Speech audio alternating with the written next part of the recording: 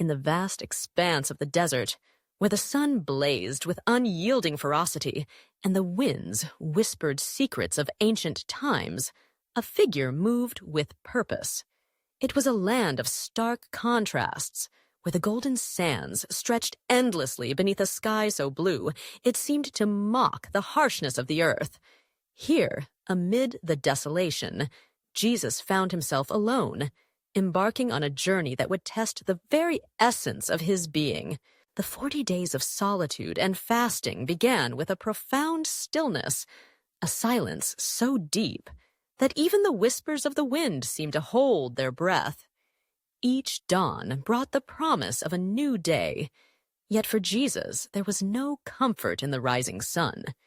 Instead, it was a reminder of his humanity, of the physical needs that gnawed at him, the hunger that clawed at his insides, and the thirst that parched his throat.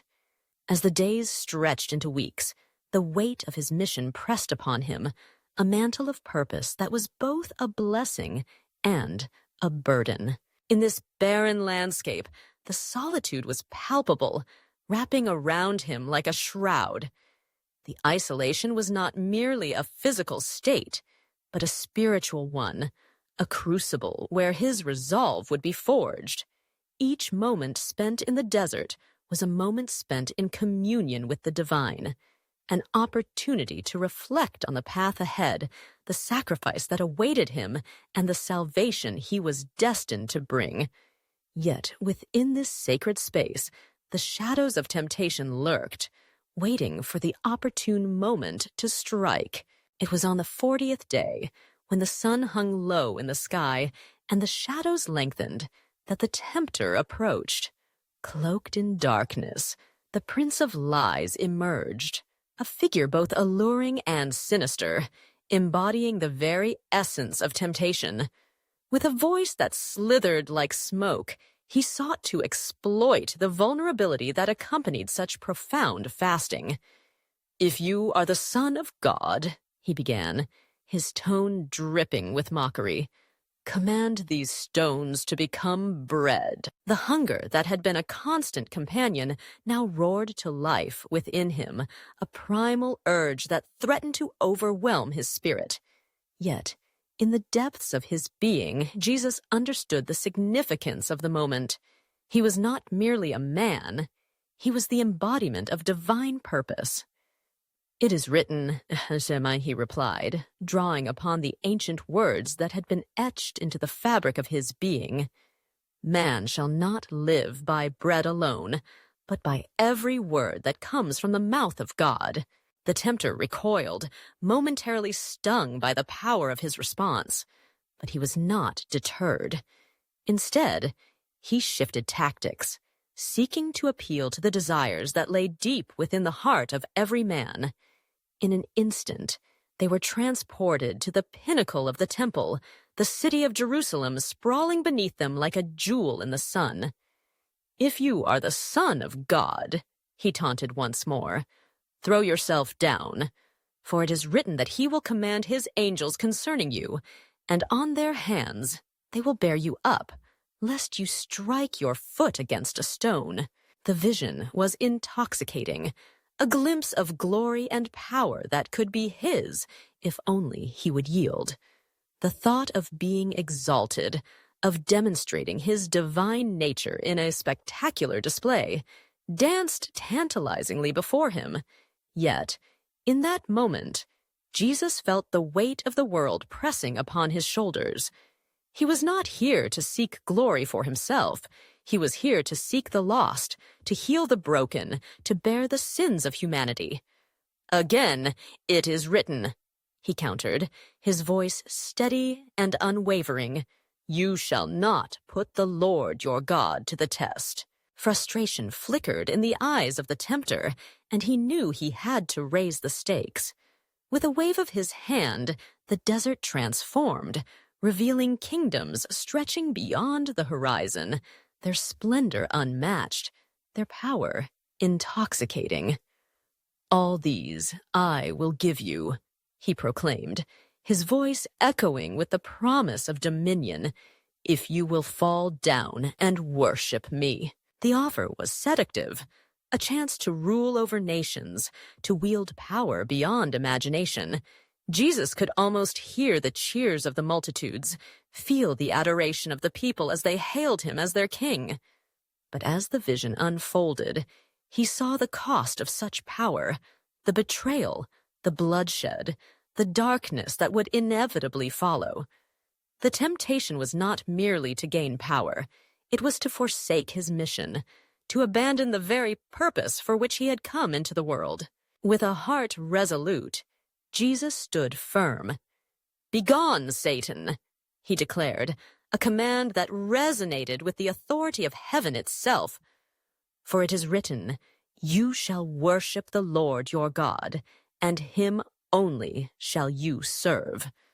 In that moment, the desert was transformed into a battleground, a cosmic confrontation between light and darkness, truth and lies. The air crackled with tension as the forces of heaven and hell clashed, unseen yet palpable. As the tempter retreated, defeated for the moment, Jesus felt the weight of solitude lift slightly, replaced by an overwhelming sense of peace. The visions that had danced before him began to fade, leaving behind a clarity of purpose that burned brightly within his soul. He was not merely a man fasting in the desert. He was the Son of God, the Messiah, destined to bring hope to the hopeless and light to the darkness. In the days that followed, the desert remained a place of reflection and revelation. Jesus wandered its vastness, each step a reminder of the choices he had made, the temptations he had resisted. He found solace in the stillness, in the rustle of the wind, and the silence of the stars. The solitude that had once felt heavy now became a source of strength, a reminder of his connection to the divine. But even as he embraced this solitude, he was acutely aware of the unseen forces that surrounded him. The desert was not merely a physical landscape. It was a spiritual realm, a place where the veil between heaven and earth was thin.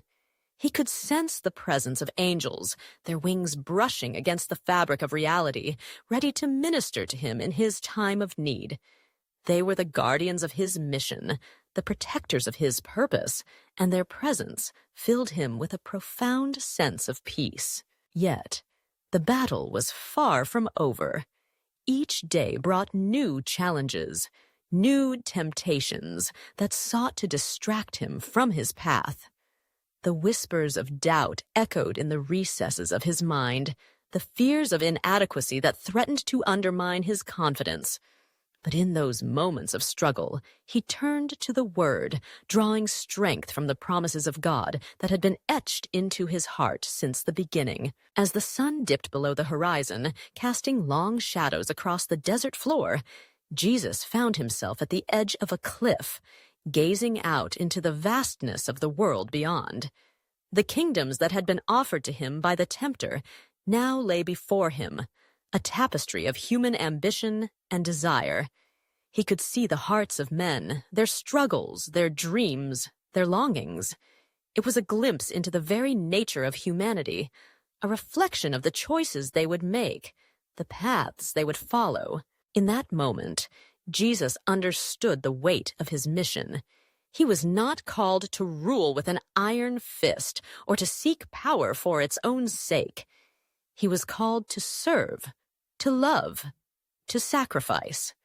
The kingdoms of the world would come and go, but the kingdom of God was eternal, built on the foundation of love and grace. He would not be swayed by the allure of power or the promises of glory.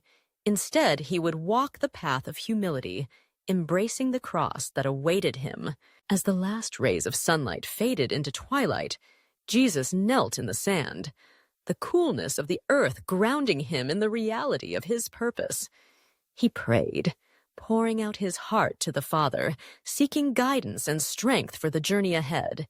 In that sacred moment, he felt the weight of the world upon his shoulders, yet he also felt the embrace of divine love, a reminder that he was never truly alone. The desert had transformed him, shaping his spirit and fortifying his resolve. He emerged not merely as a man who had fasted, but as the embodiment of hope, ready to confront the darkness that lay ahead. The temptations of the tempter had been a mere prelude to the greater battles that awaited him, battles that would require every ounce of strength and courage he possessed.